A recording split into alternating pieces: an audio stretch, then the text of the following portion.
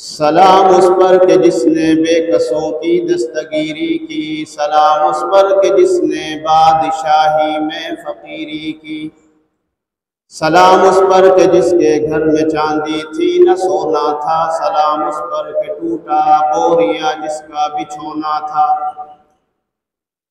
سلام اس پر کہ جو امت کے لیے راتوں کو روتا تھا، سلام اس پر کہ جو فرش خاک پر جاڑوں میں سوتا تھا، سلام اس پر کہ جس نے غم کے ماروں کو قباحیں دی، سلام اس پر کہ جس نے گالیاں سن کر دعائیں دی،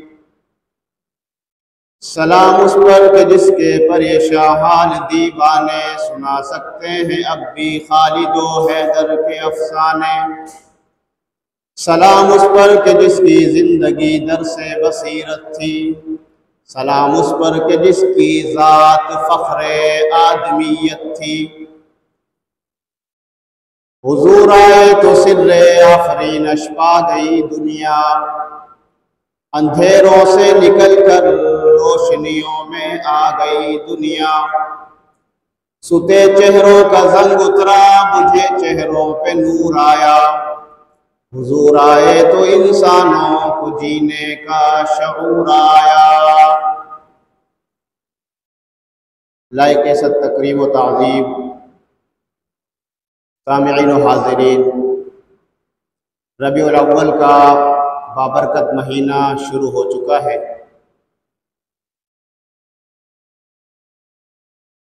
یہ وہ ماہ مبارک ہے کہ جس میں آپ صلی اللہ علیہ وسلم کی ولادت بھی ہے، آپ کی تشریف آوری کا مہینہ بھی ہے۔ اسی مہینے میں آپ صلی اللہ علیہ وسلم پر نزول وحی کا آغاز بھی ہوا، اسی مہینے میں آپ صلی اللہ علیہ وسلم نے ہجرت بھی فرمائی،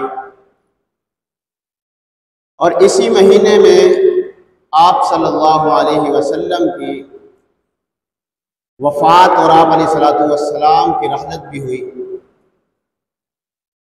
یوں تو امام الانبیاء صلی اللہ علیہ وسلم کا ذکر کسی خاص مہینے، کسی خاص دن، کسی خاص ہفتے اور کسی خاص گھڑی کا محتاج نہیں ہے، لیکن اس مہینے کو چونکہ آپ صلی اللہ علیہ وسلم سے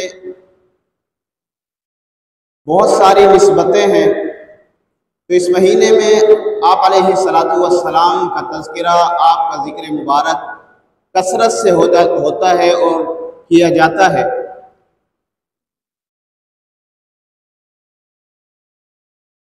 میں نے آپ حضرات کے سامنے جو آیت مبارکہ تلاوت کی ہے، اس میں اللہ رب العالمین نے فرمایا لقد من اللہ علی المؤمنین، کہ تحقیق ہم نے مومنوں پر احسان کیا ہے۔ اللہ آپ نے بے شمار نعمتیں عطا فرمائی، بے شمار احسانات کیے، ہمیں زندگی عطا فرمائی، یہ بھی آپ کی نعمت، ہمیں یہ صحیح سلامت جسم عطا فرمایا، یہ بھی آپ کی نعمت، ہمیں سننے کے لیے کان دیے، بولنے کے لیے زبان دی، دیکھنے کے لیے آنکھیں دی، یا اللہ یہ ساری نعمتیں ہیں، ہمیں رزق عطا فرمایا، یہ ساری نعمتیں ہیں، ہم سانس لے رہے ہیں، یہ بھی آپ کی نعمت ہے۔ لیکن اللہ وہ کون سا احسان ہے، وہ کیسا احسان ہے کہ جس کو آپ جتلا رہے ہیں؟ اللہ رب العالمین فرماتے ہیں لقد من اللہ علی المؤمنین اذ بعث فیہم رسولا، مومنوں میں نے تم پر احسان کیا ہے، وہ احسان یہ ہے کہ اذ بعث فیہم رسولا، میں نے تم میں اپنا آخری رسول بھیجا ہے، میں نے تم میں ایک نرالا رسول بھیجا ہے۔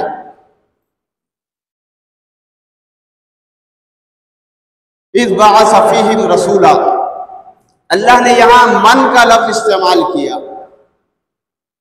من اس احسان کو کہتے ہیں کہ جس کا کوئی بدل اور معاوضہ نہ ہو،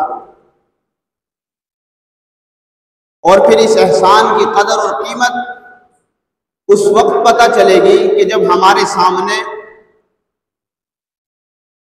وہ حالات ہوں کہ جن حالات میں اللہ رب العالمین نے آمنہ کے لال محبوب رب ذوالجلال صاحب الحسن والکمال امام الانبیاء محبوب کبریا احمد مجتبی محمد مصطفیٰ صلی اللہ علیہ وسلم کو مبعوث فرمایا، تعرف الاشیاء بازدادہا، ہر چیز اپنی ضد سے پہچانی جاتی ہے، اپنے مقابل سے پہچانی جاتی ہے۔ تو اگر ہم 1500 سال پہلے تاریخ کے اوراق پر نظر ڈالتے ہیں، ہمیں یہ نظر آتا ہے کہ پوری دنیا اور خصوصاً عرب کے حالات اس قدر گمبھیر تھے، اس قدر بگڑے ہوئے تھے کہ عرب میں شراب نوشی عام تھی، زنا عام تھا، فحاشی عام تھی، چوری ڈکیتی عام تھی، عورتوں کی کوئی عزت نہیں تھی، ماں کی کوئی قدر نہیں تھی، بیٹی کی کوئی عزت نہیں تھی، بہن کی کوئی عزت نہیں تھی، اور توحید کا یہ عالم تھا کہ ہر ایک نے جو ہے اپنے اپنے خدا بنا رکھے تھے۔ یہودیوں نے 2 خدا بنائے ہوئے تھے، وہ اللہ کو بھی خدا مانتے تھے، حضرت عزیر کو بھی خدا مانتے تھے۔ عیسائیوں نے بھی 3 خدا بنائے ہوئے تھے، وہ حضرت عیسیٰ کو بھی خدا مانتے تھے، حضرت مریم کو بھی خدا مانتے تھے، اور اللہ رب العالمین کو بھی خدا مانتے تھے۔ اسی طرح مشرکین مکہ جو ہے انہوں نے اپنے ہاتھوں سے تراشے ہوئے بتوں کو معبود اور خدا مانا ہوا تھا، اور 360 بت جو ہے بیت اللہ کے اندر رکھے ہوئے تھے کہ یہ بارش برسانے والا بت ہے، یہ اولاد دینے والا بت ہے، یہ رزق دینے والا بت ہے، یہ حاجت روا ہے، یہ مشکل کشا ہے۔ اتنے معبودان باطلہ تھے۔ توحید کا یہ عالم تھا کہ بت پرست بھی تھے، اور جو فارسی لوگ تھے، ایرانی لوگ تھے، وہ آگ کی پوجا کیا کرتے تھے۔ کوئی ستاروں کو پوجتا تھا، کوئی سورج کو پوجتا تھا، کوئی چاند کو پوجتا تھا۔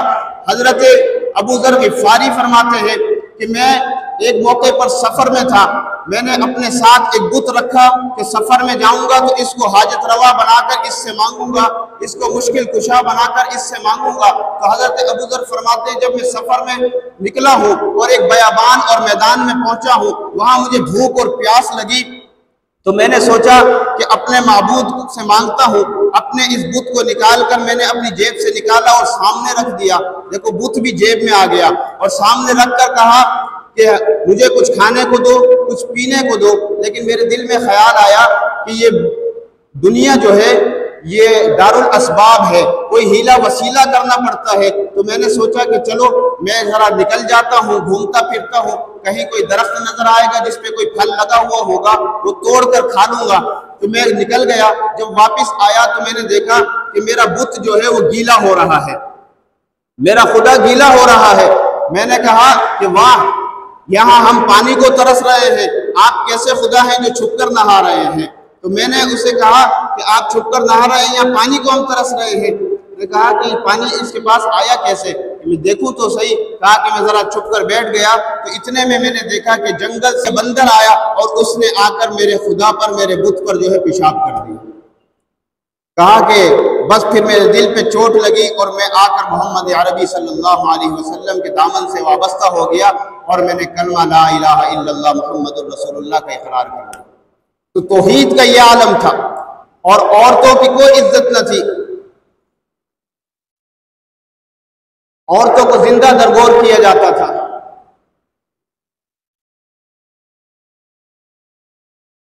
حضرت صعصع بن ناجیہ رضی اللہ تعالیٰ عنہ یہ فرزدق غالب کے دادا ہیں۔ یہ رسول اللہ صلی اللہ علیہ وسلم کی خدمت اقدس میں آئے اور آ کر عرض کرتے ہیں یا رسول اللہ، میں نے جو اسلام سے پہلے کوئی عمل کیا ہے، نیک کام کیے ہیں، کیا اس کا بھی مجھے اجر ملے گا؟ اللہ کے نبی علیہ السلام نے فرمایا کہ صعصع بتاؤ تو نے کیا اجر کیا ہے؟ کہا کہ یا رسول اللہ میرے 2 اونٹ گم ہو گئے، یا 2 اونٹنیاں دودھ دینے والی گم ہو گئی، میں تیسرے اونٹ پر بیٹھ کر ان کی تلاش میں نکلا۔ تلاش کرتے کرتے میں ایک جگہ پہنچا جہاں مجھے 2 خیمے نظر آئے۔ ایک خیمے کے باہر ایک ضعیف اور بوڑھے آدمی تھا۔ میں نے اس سے اپنے اونٹنیوں کے بارے میں پوچھا کیا تم نے اس طرح اونٹنیاں دیکھی ہیں؟ کہا کہ ہاں وہ تو میرے پاس ہیں، وہ بندھی ہوئی ہیں۔ اتنے میں اس سے بات کر رہا تھا کہ دوسرے خیمے سے آواز آئی کہ کسی بچے کی ولادت ہوئی ہے، رونے کی آواز آئی۔ تو یہ بوڑھا پوچھتا ہے یہ بتاؤ بیٹا ہوا ہے یا بیٹی ہوئی ہے؟ تو حضرت صاصا فرماتے ہیں میں نے اس بوڑھے سے پوچھا کہ اگر بیٹا ہوگا تو کیا کرو گے؟ کہا کہ اگر بیٹا ہوا تو میں فخر کروں گا اور اسے پال پوس کر بڑا کروں گا۔ کہا کہ اگر بیٹی ہوئی تو کیا کرو گے؟ کہا اگر بیٹی ہوئی تو میں یہ گوارا نہیں کروں گا کہ کل کو کوئی میرا داماد بنے اور میں ذلیل و رسوا ہوں۔ کہا کہ بیٹی ہوئی تو اس کو زندہ درگور کر دوں گا، اسے زندہ دفن کر دوں گا۔ تو حضرت صاصا بن ناجیہ کہتے ہیں میں نے اس شخص سے کہا کہ اگر تم وہ بیٹی مجھے دے دو۔ کہا کہ کیا دو گے اس کے بدلے میں؟ تو حضرت صاصا فرماتے ہیں وہ 2 اونٹنیاں جو آپ نے پکڑی ہوئی ہیں وہ 2 اونٹنیاں بھی لے لینا، اور یہ تیسرا اونٹ جس پر میں سوار ہو کر آیا ہوں یہ اونٹ بھی مجھ سے لے لینا۔ اس بوڑھے نے وہ بیٹی جو تھی حضرت صاصا کے حوالے کر دی۔ حضرت صاصا فرماتے ہیں پھر اس نیکی کا مجھے ایسا چسکا لگا کہ میں تلاش میں نکل جاتا، میں ڈھونڈتا کہ کہیں جہاں بھی بیٹیاں پیدا ہوتی میں اس بیٹی کو اسی طرح 3 اونٹ دے کر لے لیتا۔ یا رسول اللہ آج میرے گھر میں میری حویلی میں 360 یتیم بچیاں پرورش پا رہے ہیں، 360 بیٹیاں پرورش پا رہی ہیں۔ تو یہ حالات تھے، بیٹیوں کو زندہ درگور کیا جاتا تھا۔ ایک صحابی رسول آئے، عرض کرتے ہیں یا رسول اللہ میں نے جو اسلام سے پہلے گناہ کیے ہیں کیا وہ معاف ہو جائیں گے؟ اللہ کے نبی علیہ السلام نے فرمایا جی ہاں، اسلام سے پہلے جتنے بھی گناہ ہیں سب کے سب معاف ہو جائیں گے۔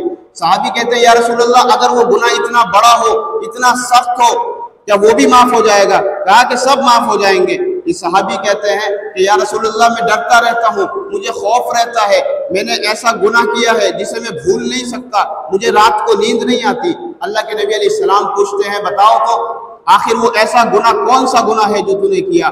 یہ کہتا ہے کہ یا رسول اللہ میں نے سفر پہ جانا تھا اور میری بیوی امید سے تھی، حاملہ تھی، میں نے کہا کہ اگر بیٹا ہو تو اس کی اچھی طرح پرورش کرنا، اور اگر بیٹی ہو تو اسے جو ہے زندہ دفن کر دینا۔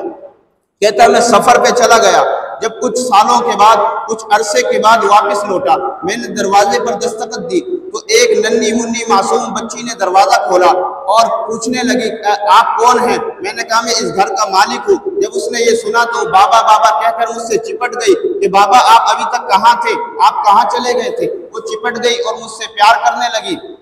اس کی یہ توتلی بولی جو تھی مجھے بھانے لگی، مجھے اچھی لگنے لگی، میں اس سے پیار کرنے لگا۔ لیکن پھر اچانک میرے دل میں یہ خیال آیا کہ اگر میں نے اس بچی کو بڑا کیا اور لوگوں کو پتہ چل گیا تو لوگ کیا کہیں گے کہ ہماری بچیاں تو زندہ درگور کر دی گئی، ہماری بچیوں کو تو دفن کر دیا گیا اور اس نے اپنی بچی کو پال پوس کر بڑا کر لیا۔ تو کہنے لگا کہ مجھے یہ سرداروں کا خوف ہوا، مجھے وڈیروں کا خوف ہوا، اور میں نے یہ فیصلہ کر لیا کہ میں اس بچی کو جو ہے زندہ دفن کروں گا۔ کہتا ہے میں نے بچی کو تیار کیا، لے کر چلنے لگا، اس کی ماں مجھے روکتی ہے کہ میری بیٹی کو قتل نہ کرنا، میری بیٹی کو دفن نہ کرنا۔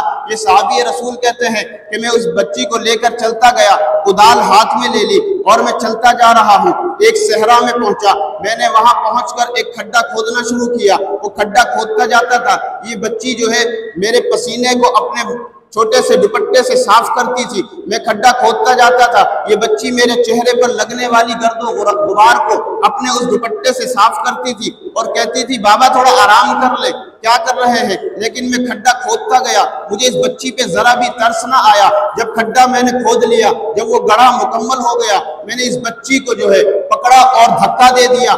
پھر بھی بچی کہتی رہی کہ بابا آپ یہ مجھے کہاں لے آئے؟ میں تو سمجھی تھی مجھے نانی کے گھر لے جائیں گے، میں تو سمجھی تھی مجھے ماموں کے گھر لے جائیں گے۔ بابا اگر آپ نے مجھے یہی اسی گڑھے میں ڈالنا ہے، مجھے قتل کرنا ہے تو آپ مجھے چھوڑ جائیں، میں جنگل کے پتے کھا کر گزارا کر لوں گی، میں یہاں پر گزارا کر لوں گی، بابا آپ کے گھر نہیں آؤں گی، لیکن بابا مجھے قتل نہ کرے، بابا مجھے مارے نہیں۔ تو وہ صحابی رسول کہتے ہیں یا رسول اللہ مجھے ذرا بھی ترس نہ آیا، مجھے ذرا بھی رحم نہ آیا، میں نے اسے گڑھے میں دھکا دے کر اور اوپر سے ایک بھاری چٹان دے ماری۔ وہ بچی جو ہے وہ اس سے شہید ہو گئی، مر گئی، آج تک راتوں کو مجھے خواب آتے ہیں اور وہ بچی کہتی ہے وَإِذَا الْمَوْءُودَةُ سُئِلَتْ بِأَيِّ ذَنبٍ قُتِلَتْ، میں قیامت کے دن پوچھوں گی، قیامت کے دن سوال کروں گی مجھے کس جرم میں قتل کیا گیا، مجھے کس جرم میں مارا گیا، کس جرم میں قتل کیا گیا۔ تو یہ اللہ کے رسول بھی وہ واقعہ سن کر رو رہے ہیں، اللہ کے رسول کے صحابہ بھی رو رہے ہیں، یہ شخص صحابی رسول خود بھی رو رہے ہیں۔ اللہ کے نبی نے فرمایا الاسلام یہدم ما کان قبلہ، کہ صحابی تیرا گناہ تو اگرچہ بہت بڑا ہے، بہت سخت ہے، لیکن اسلام پچھلے تمام گناہوں کو مٹا دیتا ہے۔ تو یہ عالم تھا، عورتوں کو مخصوص ایام میں جنگل میں بھیج دیا جاتا، ان کے ہاتھوں سے کچھ کھانا پسند نہ کیا جاتا، اور جب کوئی فوت ہو جاتا اس کی جتنی بیویاں ہوتی سوتیلے بیٹے سوتیلی ماؤں کو وراثت میں تقسیم کرتے۔ غرض یہ کہ دنیا تباہی کے دہانے پر پہنچ چکی تھی۔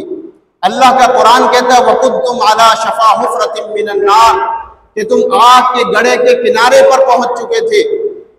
جب یہ حالات تھے اور عرب کی یہ تاریخ اور یہ حالات تھے کہ زنا عام، چوری عام، ڈکیتی عام، جس کی لاٹھی اس کے بھینس کا قانون عام، جنگل کا قانون، نہ کوئی عدل و انصاف، نہ عورتوں کی عزت، نہ ماں کی قدر، نہ بیٹیوں کی عزت۔ پھر اللہ کی رحمت کو جوش آیا، جسے جگن ناتھ آزاد نے یوں کہا کہ نشان منزل گم تھا، جہالت کا بسیرا تھا، غرض دنیا میں چاروں طرف اندھیرا ہی اندھیرا تھا، کہ دنیا کے افق پر دفعتاً سیلاب نور آیا، جہان کفر و باطل میں صداقت کا ظہور آیا، حقیقت کی خبر دینے بشیر آیا، نذیر آیا، شہنشاہی نے جس کے قدم چومے وہ فقیر آیا، مبارک ہو زمانے کو کہ ختم المرسلی آیا، صحاب رحم بن کر وہ رحمت للعالمین آیا۔ تو اللہ کی رحمت کو جوش آیا اور اللہ رب العالمین نے سرزمین عرب پہ شاہ عرب کو بھیجنے کا فیصلہ کیا۔ اللہ رب العالمین نے اس جہاں میں آقائے دو جہاں کو بھیجنے کا فیصلہ کیا۔ اللہ رب العالمین نے اس کائنات میں سرور کائنات کو بھیجنے کا فیصلہ کیا۔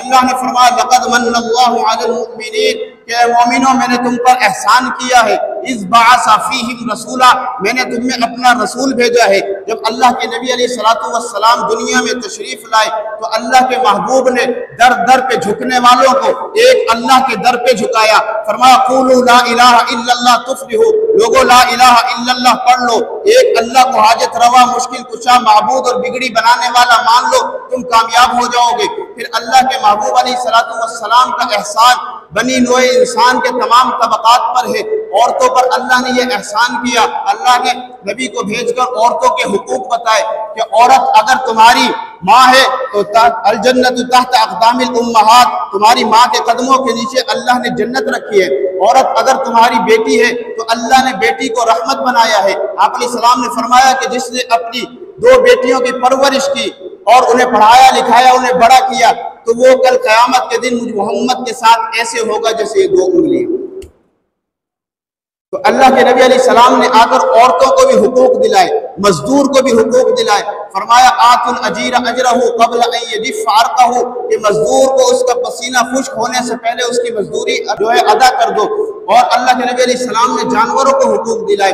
ایک اونٹ آیا اللہ کے نبی کے سامنے جو ہے وہ آ کر بیٹھ گیا، آنکھوں سے آنسو جاری ہو گئے۔ اللہ کے نبی نے پوچھا کیا بات ہے؟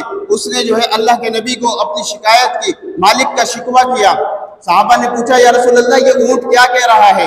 اللہ کے محبوب نے فرمایا کہ ابھی جبرائیل امین آئے تھے اور وہ یہ بتا رہے تھے کہ یہ اونٹ شکایت کر رہا ہے کہ میرا مالک جو ہے مجھے چارہ تھوڑا کھلاتا ہے، کام زیادہ لیتا ہے۔ اللہ کے نبی نے مالک کو بلایا اور کہا کہ اس سے کام کم لیا کرو اور اسے چارہ جو ہے زیادہ کھلایا کرو۔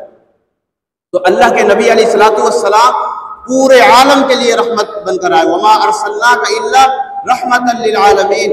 اللہ کے نبی علیہ السلام ہر ایک کے لیے رحمت بن کر آئے، شمس و قمر کے لیے رحمت، بحر و بر کے لیے رحمت، خشک و تر کے لیے رحمت، جن و انسان کے لیے رحمت، کون و مکان کے لیے رحمت۔ اللہ کے نبی مرد و عورت کے لیے رحمت، جانوروں کے لیے رحمت، پرندوں کے لیے رحمت، ہر ایک کے لیے اللہ کے نبی وما ارسلناک الا رحمت للعالمین، رحمت للعالمین بن کر تشریف لائے۔ اور جب اللہ کے نبی رحمت بن کر آئے تو اللہ کے نبی علیہ السلام نے ہر ایک کو اس کے حقوق دلائے۔ اللہ نے یہاں فرمایا لقد من اللہ علی المؤمنین، مومنوں میں نے تم پر احسان کیا ہے، اذ بعث فیہم رسولا، میں نے تم میں اپنا ایک رسول بھیجا ہے، من انفسہم، اور وہ رسول میں نے تمہارے اندر سے بھیجا ہے، تمہاری جنس سے بھیجا ہے، یتلو علیہم آیاتہ، کہ وہ تم پر جو ہے قرآن کریم کی آیات پڑھ پڑھ کر تلاوت کرتا ہے، وَيُزَكِّيهِمْ، اور وہ تمہارا تزکیہ کرتا ہے۔ اللہ کے نبی کے آنے سے جو بد اخلاق تھے وہ با اخلاق بنے، جو بد کردار تھے وہ با کردار بنے، جو بد تہذیب تھے وہ تہذیب یافتہ بنے، جو بد چلن تھے وہ نیک چلن بنے، جو بد عقیدہ تھے وہ راسخ العقیدہ بنے، جو جہلائے عرب کہلاتے تھے وہ پھر صحابہ رضی اللہ عنہم کہلانے لگے۔ کس نے ذروں کو اٹھایا اور صحرا کر دیا، کس نے قطروں کو ملایا اور دریا کر دیا، کس کی حکمت نے کیا یتیموں کو در یتیم اور غلاموں کو زمانے بھر کا مولا کر دیا۔ خود نہ تھے جو راہ پر اوروں کے ہادی بن گئے، کیا نظر تھی جس نے مردوں کو مسیحا کر دیا۔ اللہ کے نبی صلی اللہ علیہ وسلم نے آ کر ایک انقلاب برپا کیا۔ آپ صلی اللہ علیہ وسلم کی تشریف آوری یہ انقلاب تھی۔ آپ صلی اللہ علیہ وسلم ربیع الاول کے مہینے میں 9 ربیع الاول یا 8 ربیع الاول یا 12 ربیع الاول، اختلاف ہے، اقوال ہیں مختلف سیرت کی کتابوں میں، لیکن مہینہ یہی ہے، ربیع الاول کے اندر آپ صلی اللہ علیہ وسلم تشریف لائے۔ ربیع کہتے ہیں بہار کو اور اول کہتے ہیں پہلی کو۔ آپ صلی اللہ علیہ وسلم کی آمد سے قبل خزاں ہی خزاں تھی، جتنے انبیاء تشریف لائے وہ سب کے آنے سے بہار آئی۔ جناب آدم آئے بہار تب بھی آئی، حضرت نوح آئے بہار تب بھی آئی، حضرت داؤد اور سلیمان آئے بہار تب بھی آئی، حضرت موسیٰ اور عیسیٰ آئے بہار تب بھی آئی، حضرت زکریا اور یحییٰ آئے بہار تب بھی آئی، لیکن وہ بہار آئی تھی اس پیغمبر کے ساتھ واپس چلی گئی، اور یہ بہار ایسی بہار آئی ہے کہ آپ صلی اللہ علیہ وسلم کے آنے سے ایسی بہار آئی جو اب قیامت تک کے لیے واپس نہیں گئی، ایسی بہار آئی۔ ربیع الاول آپ اس مہینے میں تشریف لائے جسے ربیع الاول کہا جاتا ہے، پہلی بہار، یعنی آپ کے آنے سے زمانے میں بہار آئی۔ صحن چمن کو اپنی بہاروں پہ ناز تھا، صحن چمن کو اپنی بہاروں پہ ناز تھا، وہ آئے تو ساری بہاروں پہ چھا گئے۔ تو آپ صلی اللہ علیہ وسلم کو اللہ نے احسان فرمایا، اور احسان بھی وہ کہ جس کا نہ کوئی بدل ہے نہ کوئی معاوضہ ہے۔ آپ صلی اللہ علیہ وسلم ربیع الاول میں تشریف لائے، آپ کی آمد سے قبل ایسے ایسے عجیب و غریب واقعات پیش آئے، ایسے ایسے معجزات پیش آئے کہ جن کا بھی ذکر کرنا اس مختصر وقت میں ممکن نہیں ہے۔ انشاءاللہ یہ ربیع الاول کا مہینہ سیرت کے حوالے سے آپ صلی اللہ علیہ وسلم کی مختلف سیرت کے مختلف پہلو، آپ کی ولادت، آپ کی تشریف آوری، آپ صلی اللہ علیہ وسلم کی شان، آپ کی عظمت، آپ کی ختم نبوت، آپ کی فضیلت، اور انشاءاللہ یہ سارے موضوعات پر یہ سلسلہ پورے ربیع الاول اور اس کے بعد بھی جب تک ہوگا انشاءاللہ چلے گا، اس لیے کہ آپ صلی اللہ علیہ وسلم کی سیرت کا احاطہ کرنا یہ کسی کے بس میں نہیں ہے۔ آپ صلی اللہ علیہ وسلم کی سیرت کے لیے اگر سمندروں کو سیاہی بنا دیا جائے، درختوں کو قلمیں بنا دیا جائے، اور تمام انسان و جنات کو لکھنے پر مقرر کر دیا جائے، تو یہ سب کے سب مل کر بھی حضور علیہ السلام کی ایک زلف مبارک کی شان بیان نہیں کر سکتے۔ لا يمكن الثناء كما كان حقه بعد خدا بزرگ کوئی قصہ مختصر۔ آپ صلی اللہ علیہ وسلم کی ذات اقدس وہ ذات ہے کہ جس کا ذکر خود اللہ رب العالمین نے بلند فرمایا ہے، وَرَفَعْنَا لَكَ ذِكْرَكَ فرما کر اللہ نے میرے نبی کے ذکر کو بلند کیا ہے۔ تو اس آیت کریمہ میں اللہ نے جو حضور کو ہم پر احسان فرمایا، جب حضور علیہ السلام ہمارے محسن اعظم ہیں، آپ صلی اللہ علیہ وسلم اللہ کی طرف سے ہم سب پر احسان ہیں، تو آپ علیہ السلام کے بھی کچھ حقوق ہیں۔ آج حقوق کی دنیا ہے، ہر بندہ اپنے حقوق مانگتا ہے، مزدور ہے تو وہ اپنے حقوق کے لیے جو ہے احتجاج اور ریلیاں نکالتا ہے، خواتین اپنے حقوق کے لیے ریلیاں نکالتی ہیں، ہر ایک اپنے اپنے حقوق کی بات کرتا ہے، لیکن وہ محسن اعظم، وہ شخصیت کہ جو سب سے بڑے محسن ہیں اس کائنات کے، جن کا سب سے بڑا احسان ہے، ان کے بھی کچھ حقوق ہیں، ان کے بھی کچھ حقوق ہیں کہ ہم ان حقوق کو ادا کریں۔ اور ان کے حقوق کیا ہیں یہ انشاءاللہ اگلے جمعے پھر میں آپ حضرات کے سامنے بیان کروں گا کہ آپ صلی اللہ علیہ وسلم کے اس امت پر کیا کیا حقوق ہیں۔ آپ پر ایمان لانا، آپ کی شان اور عظمت کو بیان کرنا، آپ صلی اللہ علیہ وسلم کی سیرت مبارکہ کا مطالعہ کرنا۔ آج ہماری نوجوان نسل آپ علیہ السلام کی سیرت سے ناواقف ہے۔ آپ صلی اللہ علیہ وسلم کی سیرت کے حوالے سے کسی سے اگر تھوڑا سا بھی پوچھ لیا جائے کہ آپ کے والد کا کیا نام تھا، آپ کی والدہ کا کیا نام تھا، آپ کے رشتہ داروں میں چچا اور آپ کی بیٹیوں صاحبزادیوں کے کیا نام تھے، ہمارے نوجوانوں کو نہیں پتہ۔ تو آپ صلی اللہ علیہ وسلم کی سیرت کا فہم، آپ صلی اللہ علیہ وسلم کی سیرت کو سمجھنا، یہ بھی آپ صلی اللہ علیہ وسلم کے حقوق میں سے ہے۔ اور آپ صلی اللہ علیہ وسلم کی اتباع، کہ آپ صلی اللہ علیہ وسلم کو اللہ نے اسوہ بنا کر بھیجا، فرمایا لقد کان لکم فی رسول اللہ اسوۃ حسنہ، کہ میرا محبوب تمہارے لیے ایک آئیڈیل اور ایک نمونہ ہے۔ آپ صلی اللہ علیہ وسلم کی زندگی پر عمل پیرا ہو کر تم کامیاب ہو سکتے ہو۔